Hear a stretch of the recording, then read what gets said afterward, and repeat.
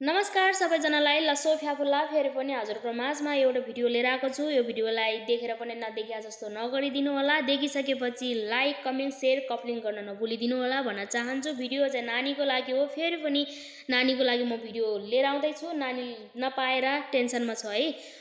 नानी घरबाट निस्केको करिब 8 दिन भइसक्यो चाहिँ केही खबर पाएको छैन। घरबाट निस्केको दिनमा चाहिँ सामुकोसी पुगेको जानकारी पाएको छ। त्यहाँदेखि सामुकोसीदेखि दायाँ गयो कि बायाँ गयो कहाँ गयो त्यो वास्तव छैन। अहिलेसम्म के गर्दै हुनुहुन्छ के कुन अवस्थामा छ केही अत्तो पत्तो छैन। गाइस यो भिडियोलाई सक्दो सेयर गरिदिनु होला। घर नुवाकोट डुक्चेश्वर गाउँपालिका वडा नम्बर 5 निङाले गाउँ घर भएको सुशीला तामाङ हो। कक्षा 9 मा पढ्दै आइरहेको विद्यार्थी हुनुहुन्छ। वर्ष चाहिँ उसको उमेर चाहिँ 15 वर्ष गएको हो हैन। सबैले भन्नुहुन्छ पहिला जानु भएको होला भन्नुभएको छ। त्यति पहिल्यै गएको छ भने कन्याकमा त आउन सक्थ्यो तर आएको छैन।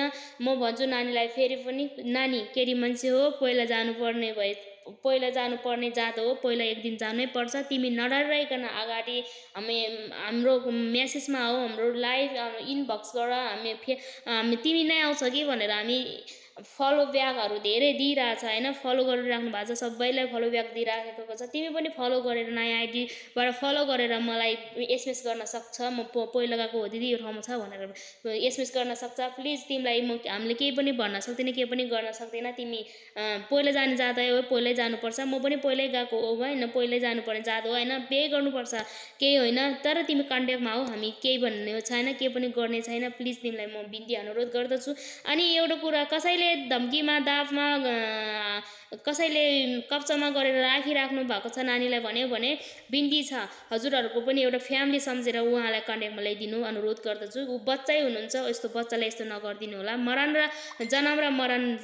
जन्म र मरण लेखनमा छ। अरू कुरा म थाहा छैन गइरहन्छ। यो भिडियोलाई चाहिँ म तपाईसम्म पनि यो भिडियो पुगेको छ भने नानीलाई छोडिदिनु। नानीलाई छोडेर कन्ट्याक्टमा लिएर आइदिनु भन्न अनुरोध गर्दछ। अनि तपाईँको पनि एउटा फ्यामिली सम्झिनु। अब तपाईँको बाउआमाले पनि एउटा बच्चा हरायो भने कति टेन्सन हुन्छ भनेर एउटा गिल्टी फिल गरेर यो नानीलाई छोडिदिन अनुरोध गर्दछु। हस्त